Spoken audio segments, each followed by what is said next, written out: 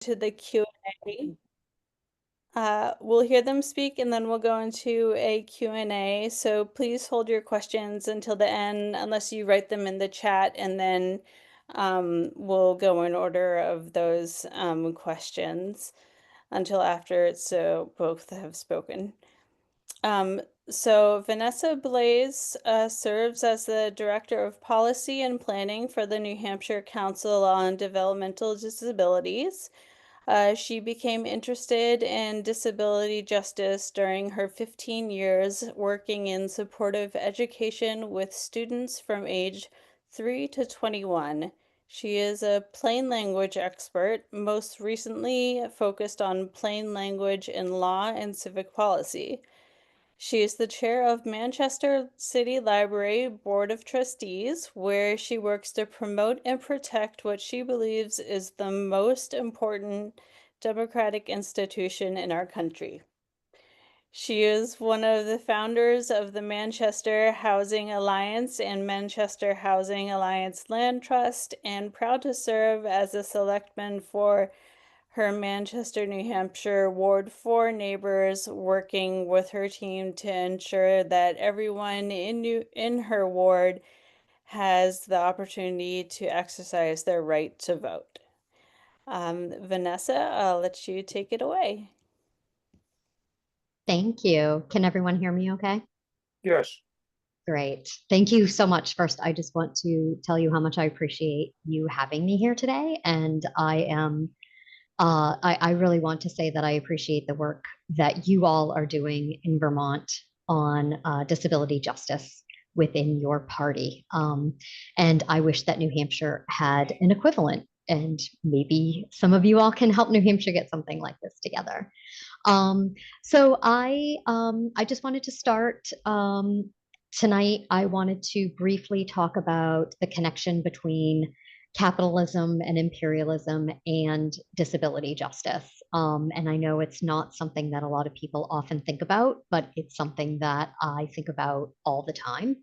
And so I figured that because there's volumes written on this topic, that I was just going to give a really surface overview of it. And then if you had questions during the Q&A, I'm more than happy to answer them. And I'm also happy to provide my slides and some resources so that you can have it sent out to you. So you will have it later. So I'm going to another full disclosure. I am just learning Canva, and this is my first Canva product ever. So bear with my slides, and hopefully there'll be no technical difficulties in presenting it. So I am hoping that I can get this shared all right. Can everyone see my slides? Yep, you've got it. Excellent. All right, awesome. Thank you.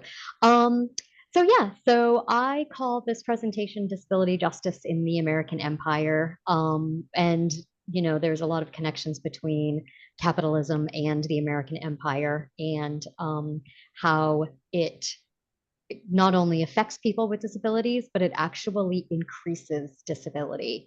And so I wanted to start with the 10 principles of disability justice. So I don't know if you have heard of a group called SINS Invalid, and this is a performing arts group. And what they do is they create performance projects in order to send messages to non-disabled people about what it's like to live a life of disability. And some of it is centered around living in a capitalist world as a disabled person. So number 3 for one of their 10 principles of disability justice is the anti-capitalist politics. And that is that capitalism depends on wealth accumulation for some at the expense of others, and encourages competition as a means of survival. And the nature of our disabled body minds means that we resist conforming to normative levels of productivity in a capitalist culture. And our labor is often invisible to a system that defines labor by able-bodied, often white supremacist, gender normative standards, and that the worth of people with disabilities is dependent on what and how they can produce. And when I first read this, this really hit home with me. When I first joined the New Hampshire Council on Developmental Disabilities, we are actually one of 56 councils in the United States. We were created out of the Developmental Disabilities Act. And when I read the Disabilities Act, I found it really unfortunate that the word productive was often used in this act as a mission for people with disabilities. And I took a lot of umbrage with this because I associate it with capitalist policies, and the idea that if you are not productive in society, then you are worth less than productive people. So, what are we going to talk about? We're going to just very briefly talk about how disability justice is counter to upholding and enhancing a capitalist system, and Vanessa? how, yes, Sorry, real quick, if it doesn't mess you up and if you feel comfortable, if you hit that little present button in the upper oh, right-hand corner, it will, yeah, for some um, reason it's saying that oh, weird. something's Okay. incorrect. Oh, Yeah, so okay. that is it. Are you guys seeing it okay? Yep, it does. Yeah, it Okay. should open up the full screen. I'm sorry for interrupting. No, But no, it's go okay. ahead. I Yeah. want it to, but it won't. That's okay. Um, so we're also going to kind of make some suggestions of how we can be better allies in fighting for disability justice within a system that was constructed and is maintained in a way that continues to oppress people with disabilities. And this is where the hard truth comes in. Um, I have a lot of comrades who are in the Democratic Party here in New Hampshire, and we have a lot of opportunity to talk to each other about what I call this hard truth. And that is that the Democratic Party needs to reconcile their participation in upholding the status quo and in asking disabled people to wait longer for disability justice and for their right to exercise their power. As we continue to lean right because both parties are tied within this profit driven system, and we need to dismantle the system and build one that is more inclusive. And the only way to do that is that we have to disconnect from protecting the status quo system, um, especially now because we have such an unstable political landscape that one of the results of it is that people who are not necessarily right leaning and maybe are more left leaning, they are afraid.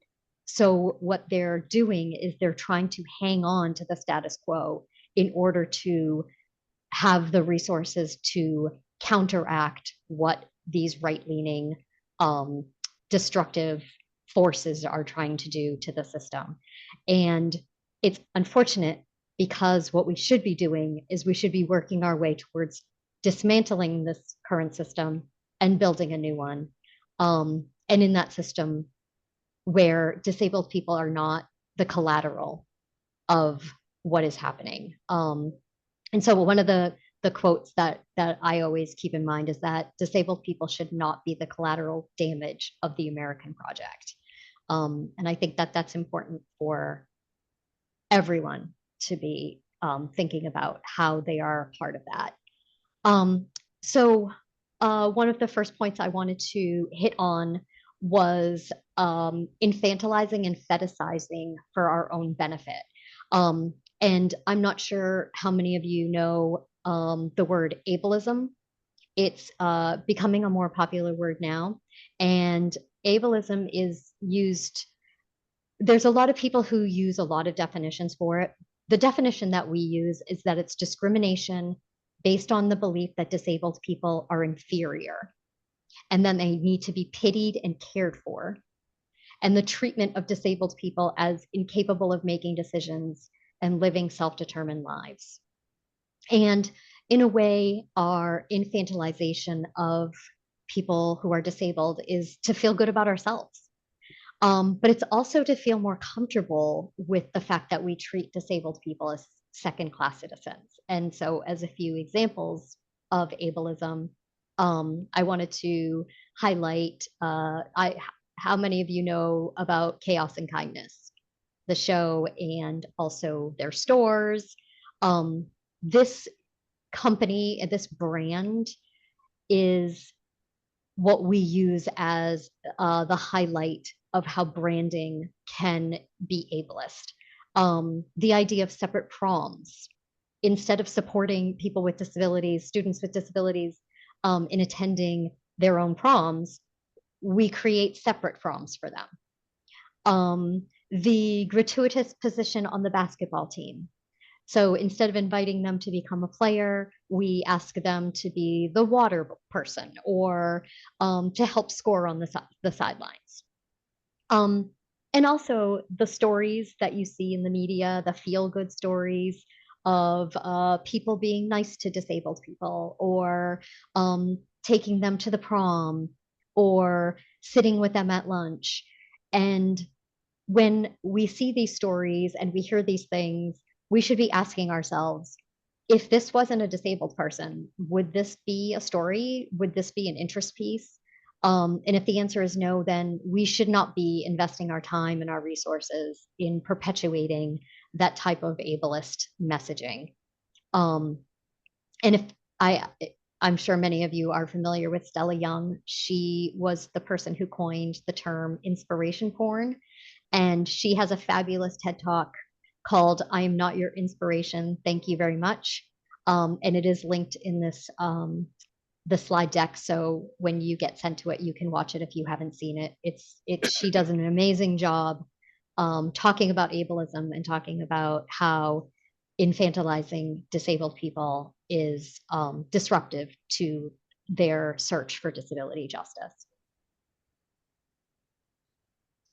And another way that capitalism is damaging to the disability justice movement is that we use capitalism to extract from people with disabilities as a resource. And we do that in different ways. So one of the ways is that we actually use their physical labor. Um, Not in New Hampshire, and I don't think in Vermont, sheltered workshops do not exist anymore. New Hampshire was the first state in the union to close sheltered workshops, but they do exist in a lot of other places in the United States. And unfortunately, when the Democrats were in power, they unfortunately didn't take the opportunity to ban sheltered workshops in the United States. So that's something that we're still fighting for. But essentially, they were created under the guise of doing employment training or giving disabled people employment opportunities. But in reality, it was merely slave labor. Some people in sheltered workshops make $1 an hour doing hard, laborious, repetitive work. Um, and another way that capitalism extracts from disabled people as a resource is through the commercialization of their supports and services. And so when you hear about some new model of, a support service model or some kind of a behavior program that something's being sold as a brand, these people are capitalizing on and making profit off of the supports and services that disabled people should be getting without cost. Um, Even insurances, many different kinds of healthcare, they are utilizing these things, extracting not just from the individual with disability and their families, but also from the government. And they're utilizing these new models and selling them to the government. And unfortunately, we have been seeing a return to the medical model from the social model, which was what we were aiming for. Um, and the reason for that, I believe, is that the medical model helps to further exploit disabled people. And it's within that system that they are able to make money off of more of a medical model system where in the social model system, it's more about choice and independence, and it's harder to capitalize on that. It's harder to extract the resources of disabled people if we're giving them more choice and more independence. Um, and then it also inevitably reaps less profit. And finally, number three is finally the isolation from society and the eventual elimination of people with disabilities in our society. And what we do, and it's alarming that the new administration has been using language that is disturbingly returning to a medical model in order to other disabled people so that they can work towards isolating them from society. So we're carving out spaces to put disabled people out of the way of our communities because we're A, uncomfortable having disabled people around, and B, we consider them to be a financial burden. And we also can commercialize these spaces for capital gains. Again, special schools, special housing, institutionalizing. Someone's making money off of institutionalization. Then, once this elimination from society becomes normal, then it's easier to move towards the eventual extermination of people who are then considered a burden to our families and to our systems. And it becomes acceptable to them. It becomes acceptable to not only the community, but even within the families because of this continued rhetoric and narrative that is used around the role that people with disabilities play in our society. So this becomes accomplished by controlling the narrative that disabled people need to be cared for. They need to be cared for in clinical settings, in institutions, and also the rhetoric that we have been seeing more and more in this new administration around that their existence is a drain on resources, and that part of trimming back budgets and spending less money. And who is the first target? It's people with disabilities. So what can we do? Well, the starting point for the disability movement is that you don't deny that disability exists. That disability is not some way to deny people access to their communities, to lives of choice, including education, employment, social integration, healthcare. Um, by by accepting that disabled people are part of our world, we then can no longer deny them the things that other people have. We can no longer ask them to wait longer to have equal access to a fulfilling life of choice and self-determination. And we really need to be careful about language. We really need to talk about this all the time. And especially since the new administration is using very inflammatory language, it's very insidiously pushing it out into the media, pushing it out into policy. I don't know how many of you are like me and wake up every morning and check the White House presidential orders to see what executive order has been written today. But if you ever get a chance to do that, go and read the actual executive orders. Read the language that they are using when they are describing some of the people that they are supposed to be serving, some of the communities that they are supposed to be serving. And they are getting control of the narrative. So what do we need to do? We need to get that control back. We need to make sure that we are pushing a narrative that people with disabilities should not be treated like children, that they deserve equal access to everything else that everyone else has, and that they are a very important part of our society that they should not be utilized as something to capitalize on and then eventually just push aside for good. And I wanted to point out that the DD Act partners had done a issue of disability wrap that is exclusively around language and disability. And I will send a link for all of you if you want to take a look at that. And it has a language guide and some other articles that are centered around how we use language and why it matters. We also need to stand guard against returning to a medical model. We need to make sure that that does not again become the model that we are using when we're creating and maintaining our supports and services for disabled people. The social model deserves to be protected. And we can talk about that with our legislators. We can talk about that with all of our policymakers and just continue to make sure that they understand why the social model is important to continue to enhance. And like I said at the beginning of this, we need to rebuild a system that has long resisted change. We need to have a future that is equitable, where all individuals can thrive. And that starts with having a shared vision of what that future looks like.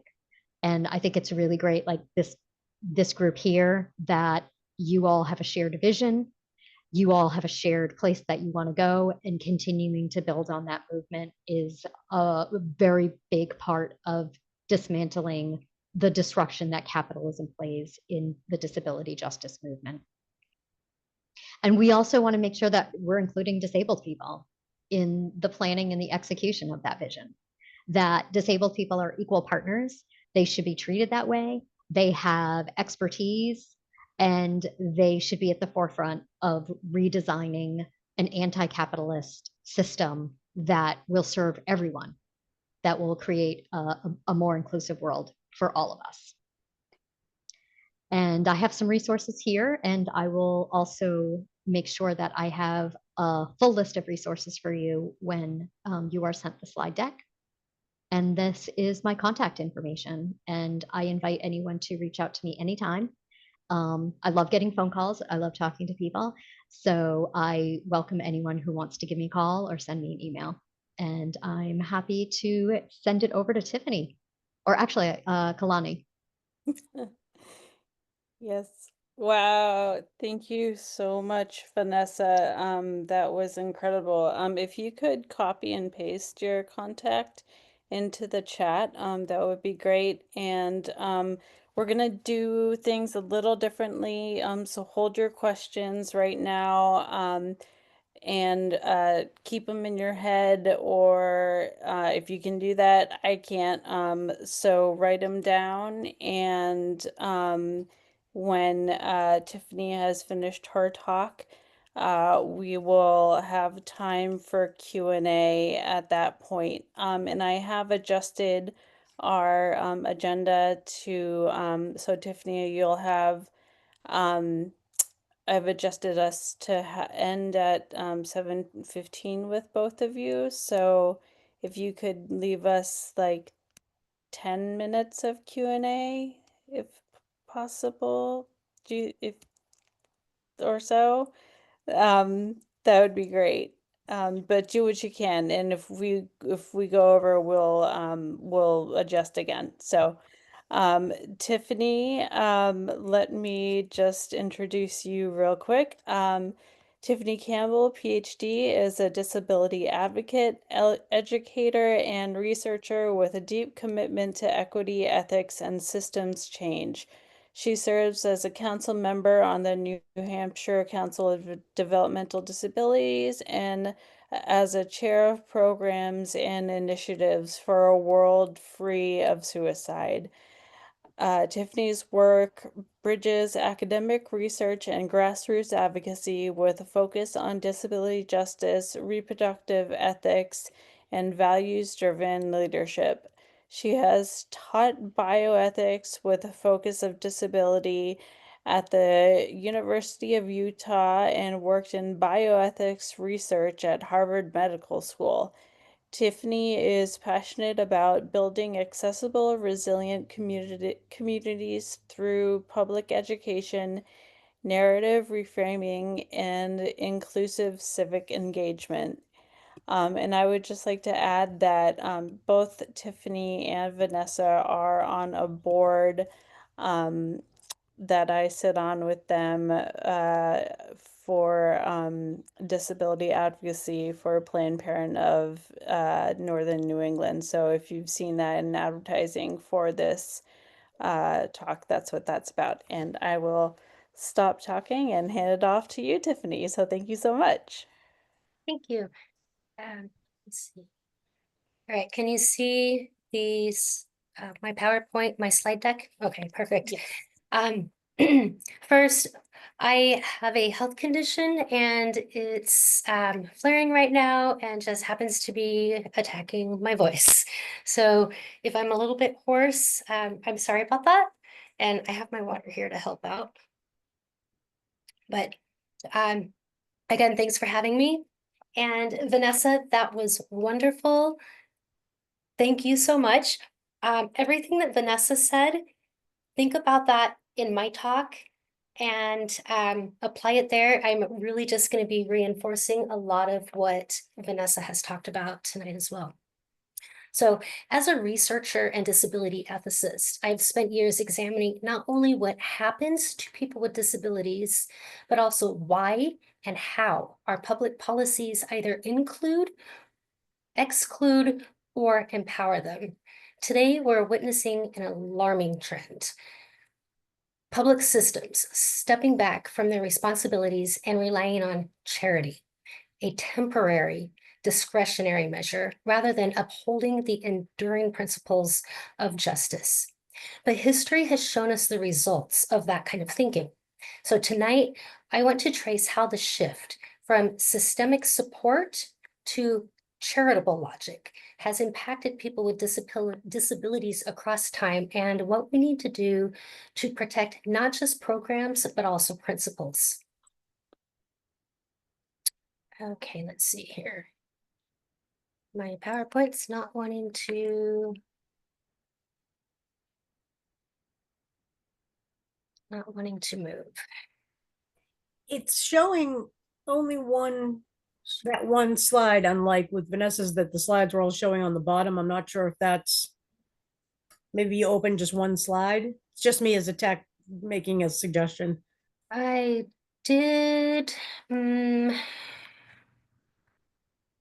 have it on two screens and that might be the problem here. All right, I'm gonna stop the share for just one moment and try to redo this and see if that matters. Okay. And actually, right, screen two, share.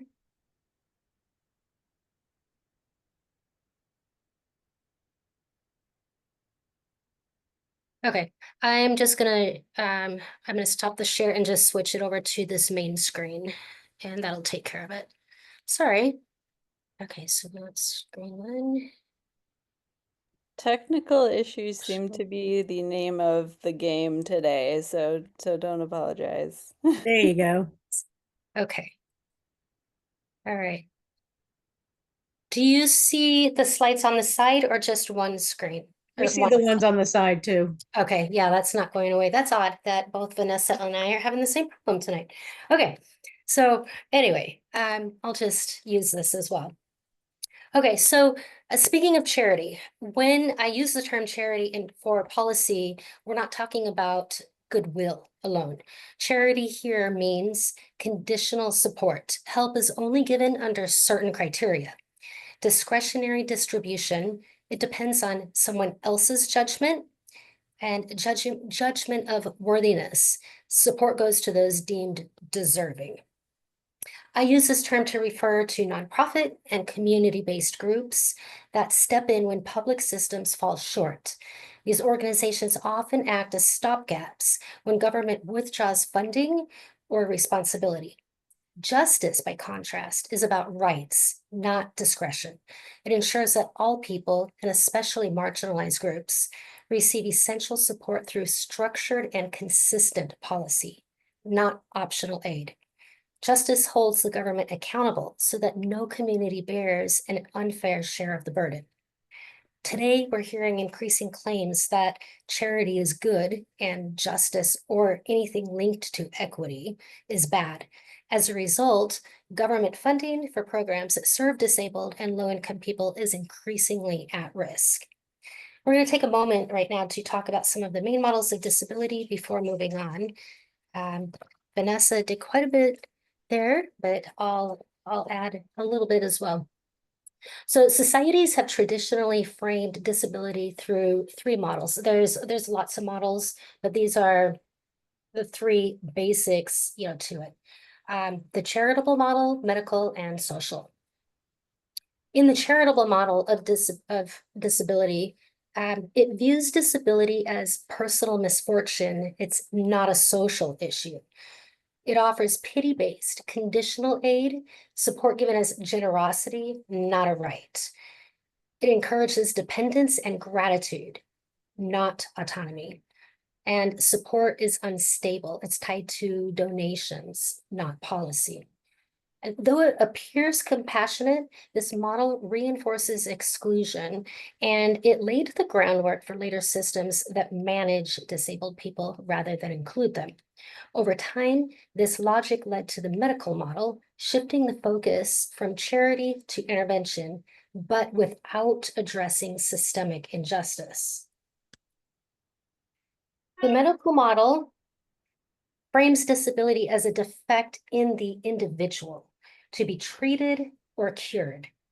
It emphasizes diagnosis and intervention, often, particularly in the past, but still kind of coercively today without consent. It justifies institutionalization as necessary care, and it continues to rely on charity over rights-based healthcare. This model isolates and controls rather than integrates, treating disabled people as problems to solve. And then the social model of disability, this is justice focused. In this model, disability is created by a mismatch between people and systems, not by a defect in the individual. This means that social spaces and systems are not set up to allow everybody to access them. So for example, a man who uses a wheelchair and lives in a town lacking sidewalk cuts is not necessarily kept from work because of his disability, what's in his body, but rather because he can't maneuver his wheelchair from home to the job site. The solution is redesigning society to ensure accessibility, equity, and universal participation. It's a rights-based approach. Disabled individuals are citizens, not patients or charity recipients, and they must be included in policy decisions. And segregation is rejected in favor of full inclusion. Where charity offers temporary fixes and the medical model attempts to correct individuals, the social model demands structural reform. It forces society to ask, are our policies designed for inclusion, or do they still operate on outdated assumptions about who is worthy of support? So now we're going to talk about a little bit of how this applies, and we're going to turn to a period that unfortunately many now seem eager to revive. In the 19th century, cities enforced the so-called ugly laws, which banned disabled people from appearing in public if their presence was considered disturbing. Merely being visibly disabled, poor, or begging could result in arrest, often followed by confinement in almshouses. In New England, almshouses or poor farms were the dominant way towns managed poverty and disability. These were not places of care, but containment. People who were elderly, disabled, mentally ill, or impoverished were often forced into harsh institutional settings with no real medical treatment, or autonomy. One official, this was back, I believe, in about 1890, described poverty as a disease upon the community, and then to be removed as painfully as plucking out an eye. So such rhetoric justified painful reforms that, again, sadly, sound eerily familiar today, as we hear slogans about making America strong again, no matter the cost. Almshouses reflected the charity-based model of disability, grounded in moral judgment rather than rights. Support was given as an act of virtue, reinforcing dependence and denying autonomy. Each town or city in Massachusetts maintained its own almshouse. They also had a state almshouse, and so their system was a little bit different. Vermont followed a similar town-based model. And then in the almshouses, conditions varied widely as oversight and funding were inconsistent. By the late 1800s, the framing of disability shifted to the medical model, recasting disability as a defect in the person. People were removed from almshouses and placed in institutions under the belief that they could be treated and made productive. Institutions were funded by states, religious organizations, and private contracts, and it was marketed as a more efficient solution. But for eugenicists, institutional care wasn't enough. Many people with disabilities were still seen as burdens, economically and socially. This led to coercive sterilization and eugenics policies, ultimately resulting in the forced sterilization of approximately 70,000 people in the US by the 1970s. The eugenic policy was still ongoing, and there's still eugenic policy happening today as well, including sterilizations. These programs disproportionately targeted BIPOC, disabled, and LGBTQ+ individuals, and left lasting marks on medicine and policy. And that's where a lot of my research lies. Institutions became places of control, not care, where abuses were common: forced sterilizations, unethical experiments, lobotomies, and electroshock therapies. Disability rights, deinstitutionalization, and community-based models emerged only after years of struggle. But the fight for full recognition, autonomy, and justice for people with disabilities remains ongoing. Today, many fear that old frameworks of pity, containment, and control may once again overtake the hard-won progress of disability justice. So today's political rhetoric is reviving old ideas in updated language. We hear phrases like, let families take care of their own, let churches and charities handle it, governments shouldn't reward dependency. On the surface, these may sound reasonable and sometimes even compassionate, but they quietly shift responsibility away from public systems and reframe disability as a personal or a private matter, not a public concern. When this happens, essential supports become dependent on charity, which by its nature is voluntary and unstable. It changes with public opinion, donor priorities, and economic conditions. That's not a secure foundation for anyone's rights or long-term well-being. We saw this logic play out in 2024 when the new administration introduced a plan under the Make America Healthy Again initiative. The proposal included creating wellness farms, rural facilities for people with psychiatric disabilities and substance use conditions.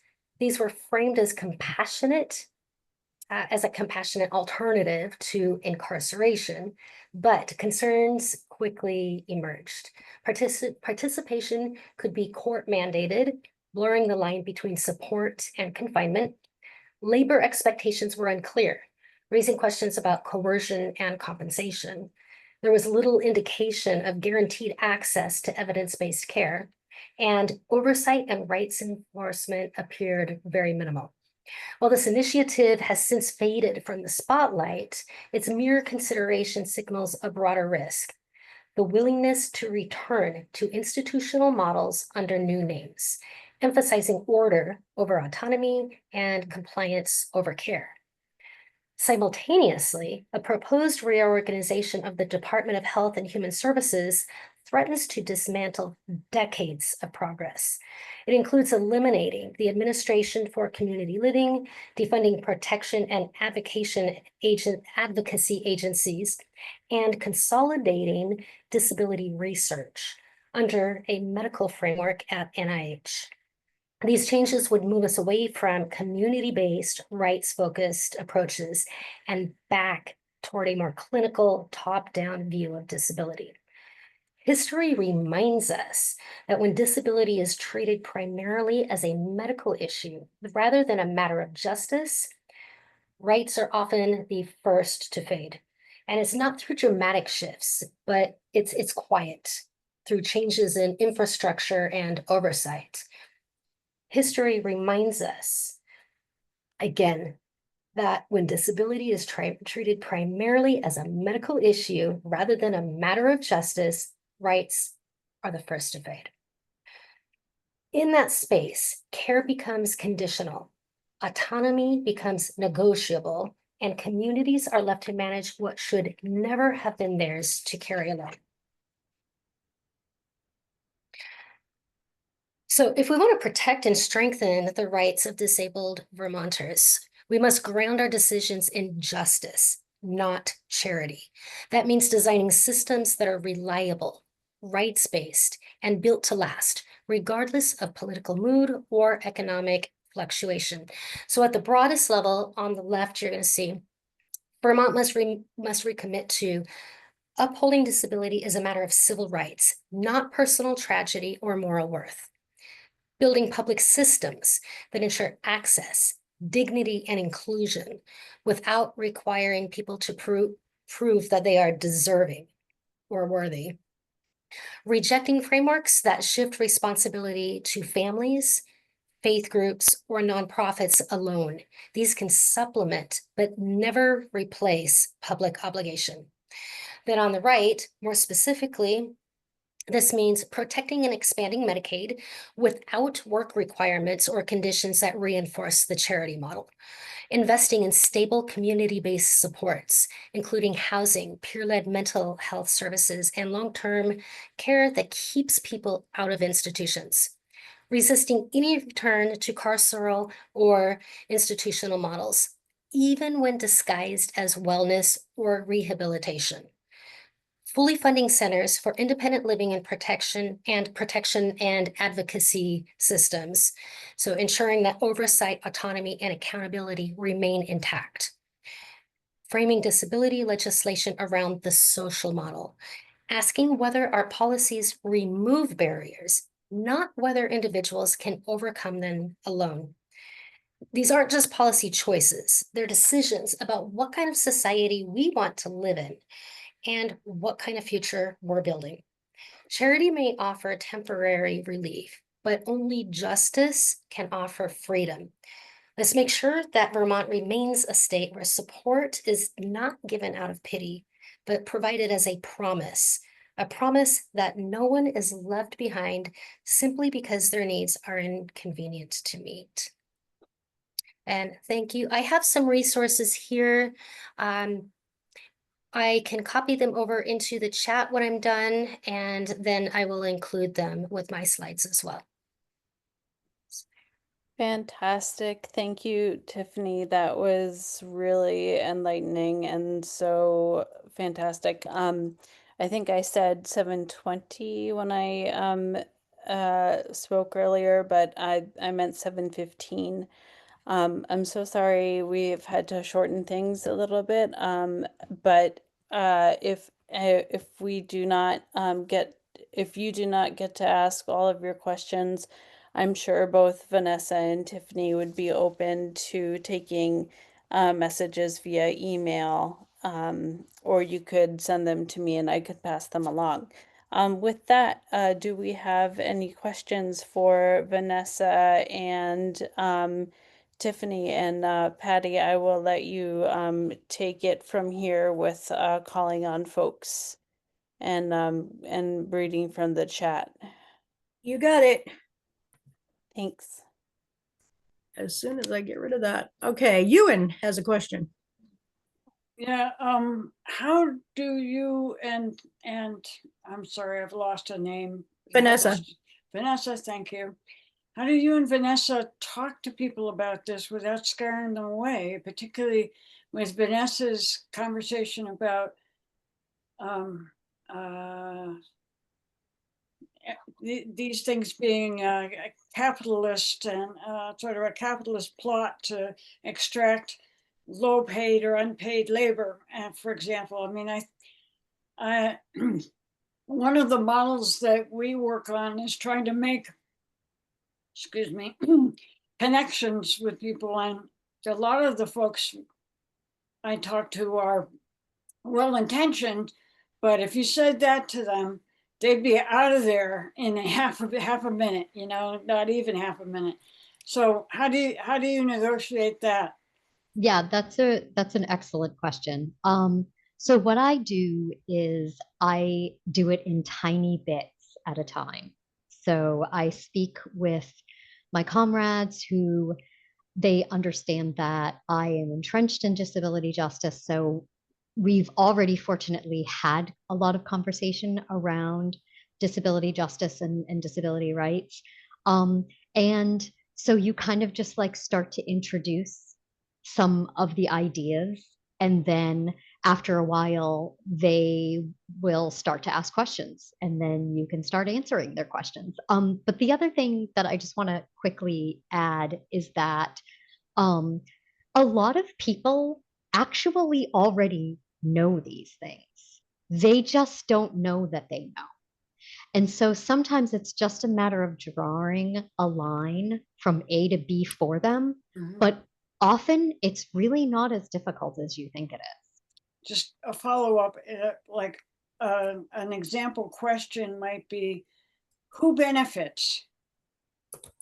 You know, and let them figure it out. Exactly. Yeah. Okay. And if and when you have an opportunity to have like really open conversations about it with certain people, it actually they do some of the work for you, because they go and talk to their friends and they start to have conversations with their friends about it. So it's kind of just a lot of times just planting the seed of it. But you're correct. Sometimes it's like we use the term follow the money all the time, right? It's so everyone kind of understands that that's the way that we should be looking at a lot of our problems. Kalani? Kalani, you're next. Hi, awesome, great. So my questions I have two for both of you, sort of piggybacks on Ewan's. Vanessa, so how do you suggest that we really talk to our legislators about the importance of the social model and why a medical model is bad? Like, do you have a script in like an email that we could send? And also, like, who do you specifically think we should target in our government? Like what positions? And then Tiffany, would you also be willing to send your slides and contact info Yeah, or notes if absolutely. not? Yeah, I'll do Great. that. Thank you. So to answer your first question, I don't have a script.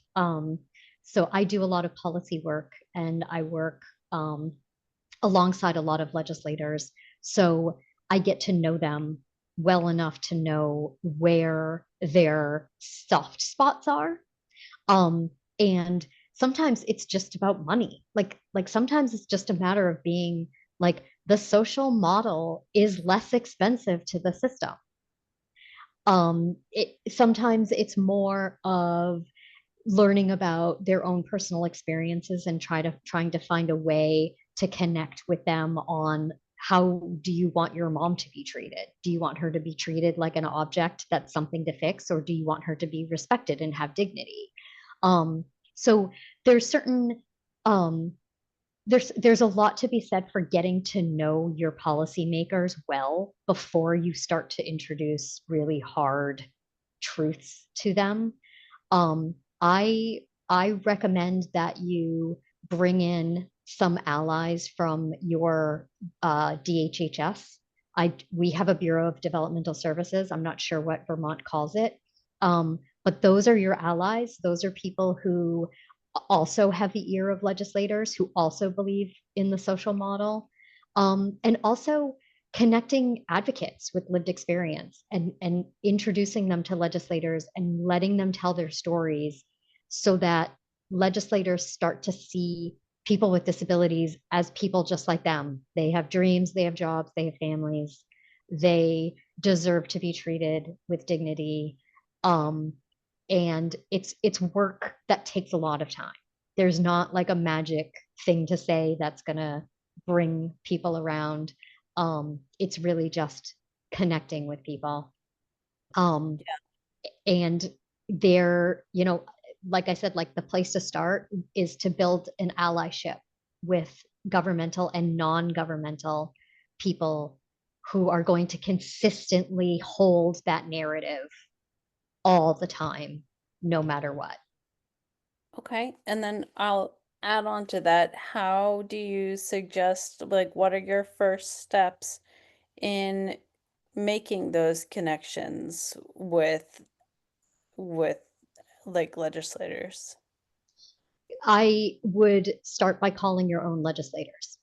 Whoever Yeah, your reps are, whoever your senators are, call them up and say, I'm a constituent of yours. I'd love to sit down and have a cup of coffee with you. I want to talk to you about how we can work together to make disabled friendly policy that's going to be a benefit for everyone. They very in cool. New Yeah, Hampshire, they want to hear from you. They want to talk to you.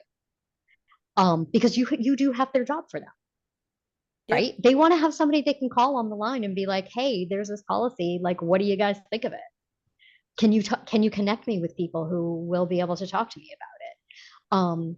And then what you do is once you get their ear, you start to connect with who's on their committees.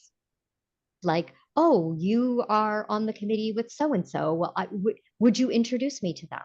I'd love to talk to them. Before you know it, you will have an opportunity to have this rapport. And then when you need to fight for or against a bill, you have people who are going to be your allies, who are going to have that information with you, and they're going to help work you through it. I highly recommend that you also make sure that you're reaching out to both parties.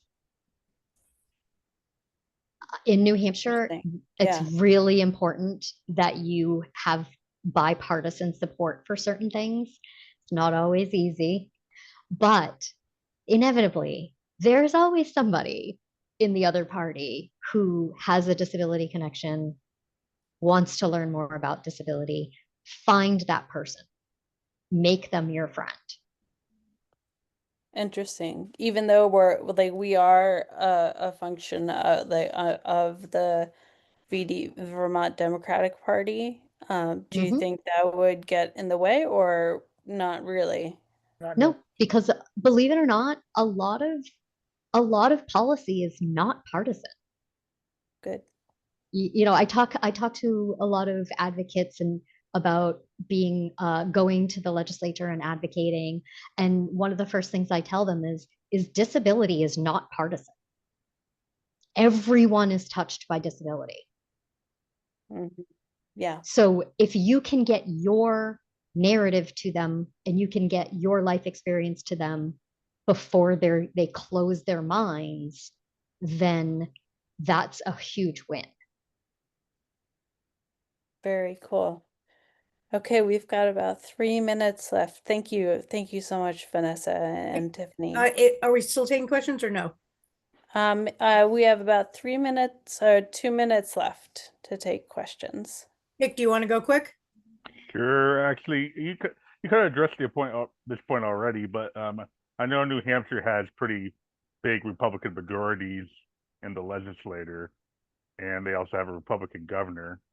So I imagine the issues you're dealing with are a little bit you're on defense more than offense a lot of the Mm-hmm. time.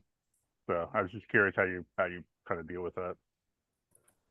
Like I said, we make sure that we talk about the experience of disability in a way that is not partisan. It's, and I'm going to admit, like, I sometimes sit there and talk to them about money, about how different policies are actually more economically efficient than a lot of the policies that Republicans are trying to pursue. I'll use Medicaid as an example. We are fighting for our lives in New Hampshire right now to make sure that we don't have cuts in Medicaid and premiums for Medicaid.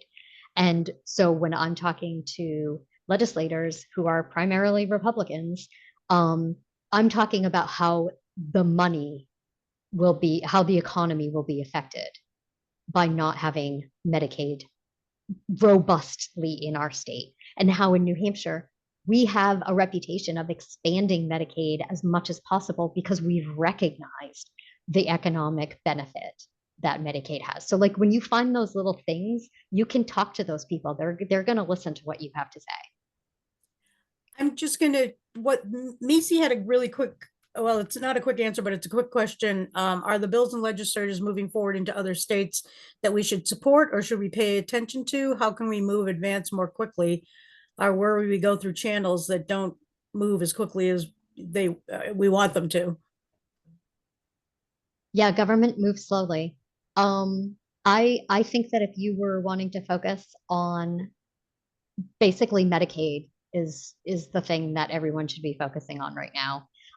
So talking to your legislators in Vermont, recognizing that other states are trying to support immense cuts to Medicaid, and just talking about how that would be a negative impact on Vermont. But also, real quick before I go, I'm going to say we are being overwhelmed by what's going on the federal level. And we need to be attentive to that, but we also cannot allow ourselves to go down the pit of despair, because that will distract us from the work that we need to be doing on our state level. It's the state level that is going to save us. We are going to be, because the states are going to have to fight the federal government to save our supports and services. So don't exhaust yourself on the federal level right now. And just to be clear, I'm not talking about federal, I'm talking about state. So I was just curious. Okay. I think there's always this tendency to say, let's make sure we can keep what we have. But also, is there someone pushing to say, let's get more of what we need at this time too? And so I was just curious if there's things that you're seeing that you might want to point out or mention. So one of the things that we're seeing in New Hampshire is we are seeing a lot more discussion around policy to expand housing opportunities for people with disabilities. That's where we're having some success. We even got a bill passed that created a committee that was exclusively to study the impact that the housing crisis has had on people with disabilities. This is a bipartisan committee. It has given us so much opportunity to talk to people on both sides to solve an issue that everyone recognizes as a problem. We didn't have to argue about that. And that has really opened a lot of doors for us, not just for housing, but having that rapport with them. So that's been something we've been working on and has been pretty successful so far.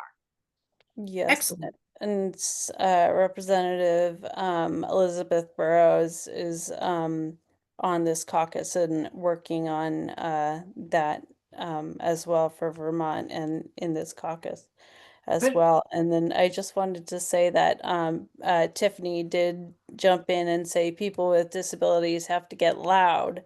I would look for information on the early disability activists for methods and ideas they made quite a bit of progress fairly quickly. Still a lot of years and too slow though, of course, and I totally agree with that.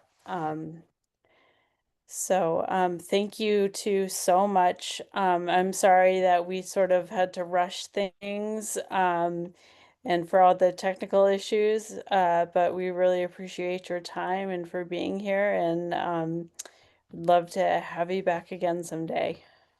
Thank you all. Have a great Thank you. night. Thank you. Good night. Thank you both. Yes, great. Okay.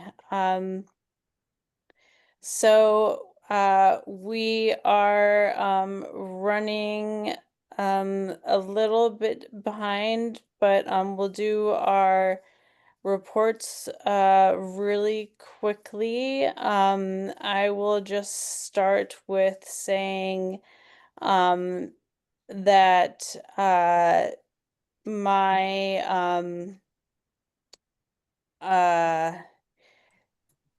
sorry, I'm trying to find my notes here. My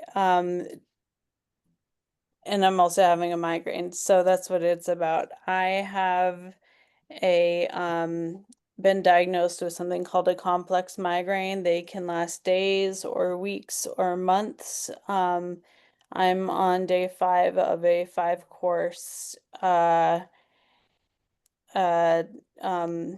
medication to try and get things to settle down. But it is pretty rough. These migraines can mimic stroke.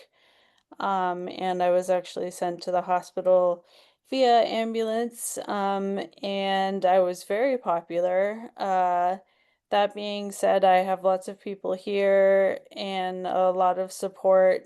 So if I need to leave, there will be people here to help.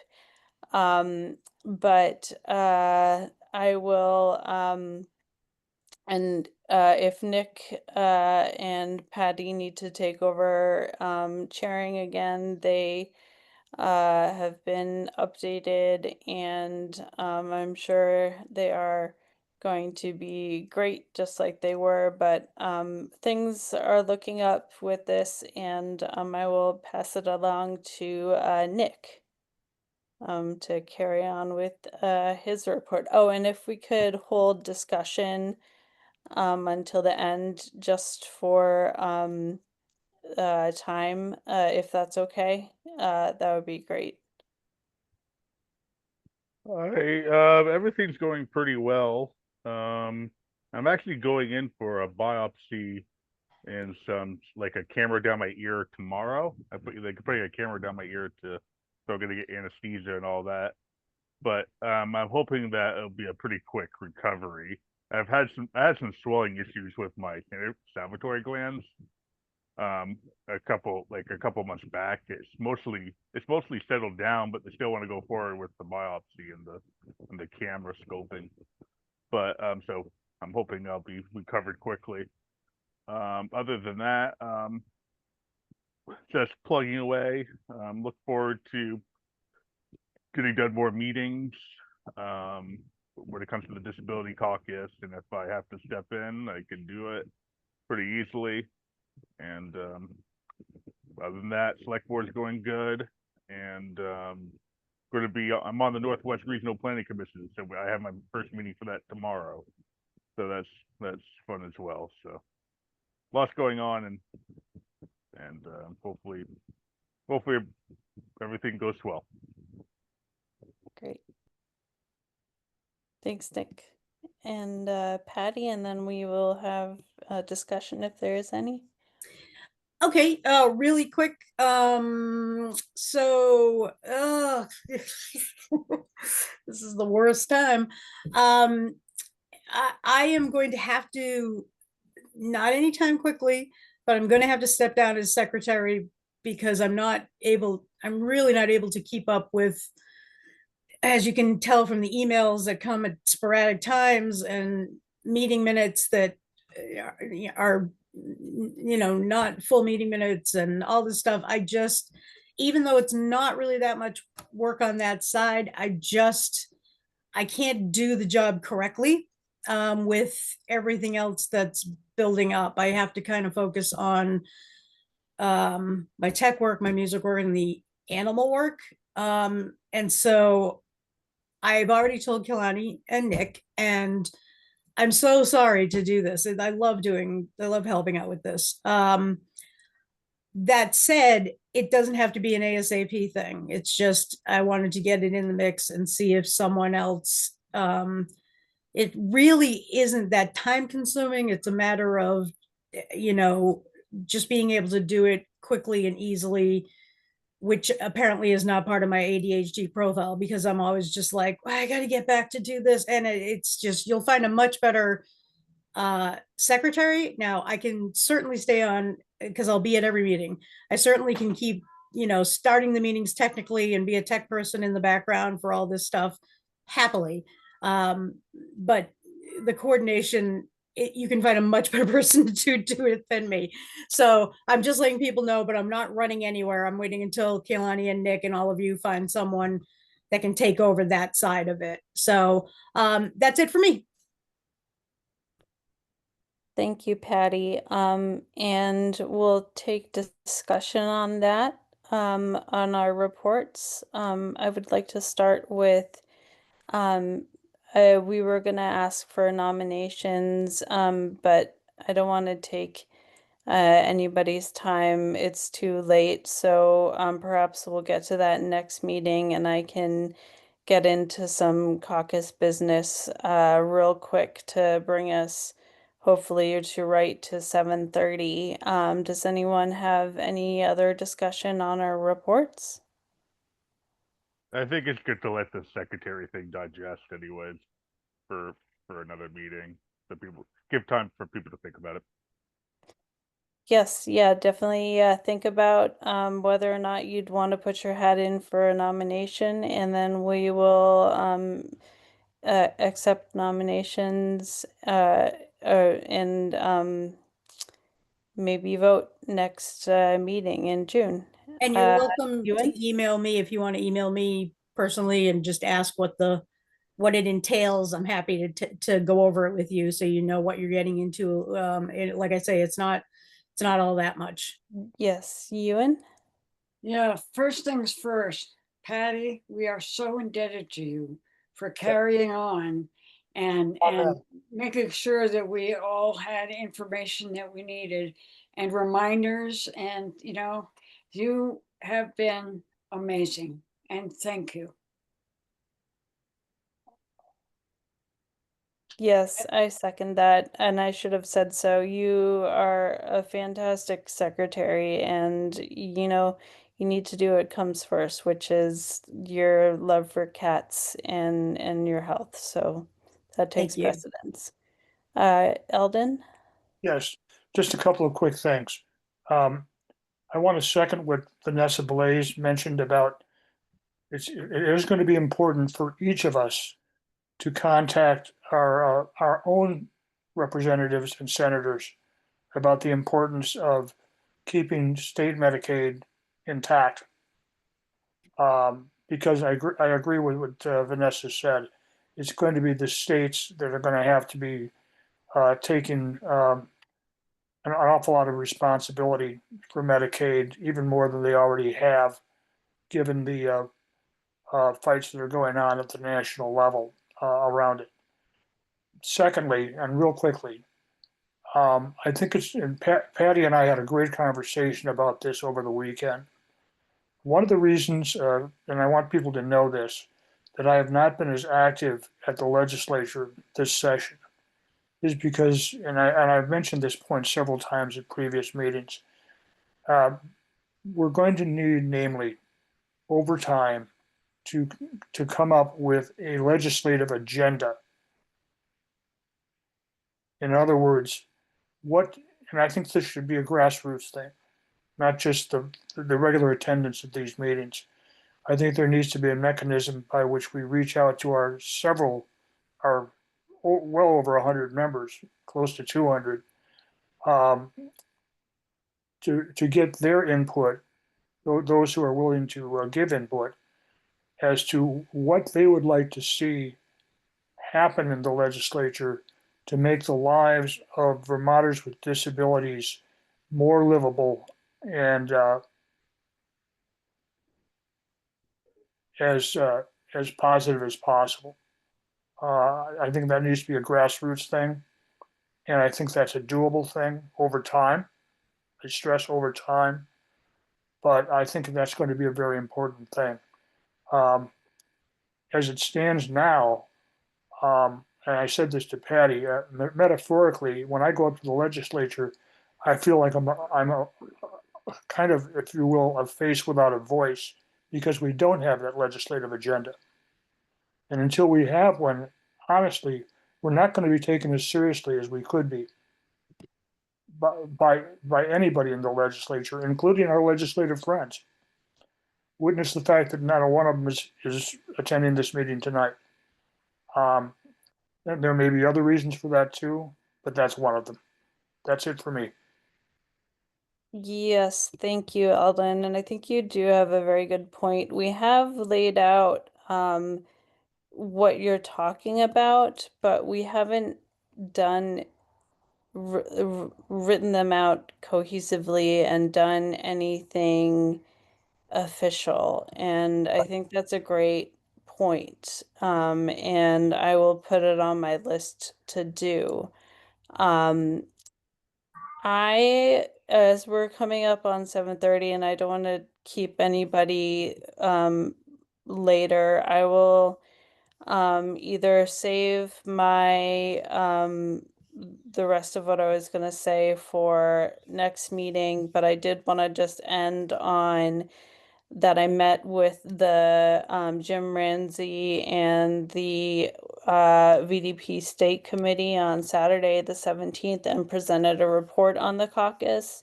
And it was very well received, and I believe we gained a few members. If they didn't join the meeting today, they definitely did as Facebook group members, and they were very impressed with the work we have done. And I did present goals that we have spoken about in previous meetings. So maybe that is what you were talking about there, Alden. But like I said, we just haven't, written them down or presented them as an official document. And I'm going to email you separately to see how you think we could do that in a official proper way. So again, we were really well received, and I want to give everyone a quick round of applause with that. And then kind of I think we'll end there with Nick. Just one quick question. Just any, I know we got the Zoom account under the VDP banner, but is there any update on the website? Yeah, so those were going to be in my caucus my report. Maybe I will send out a little update since we didn't get to some of those things and everybody's heading out. Uh but yeah, I'll send out a little an update for uh Patty to get to everybody. Motion to adjourn. Motion to adjourn. Yes. All right. Thank you, Ewan. All right. Thank you all. All right. Have a great night. Yeah. Yeah, you too. Good Feel night. better.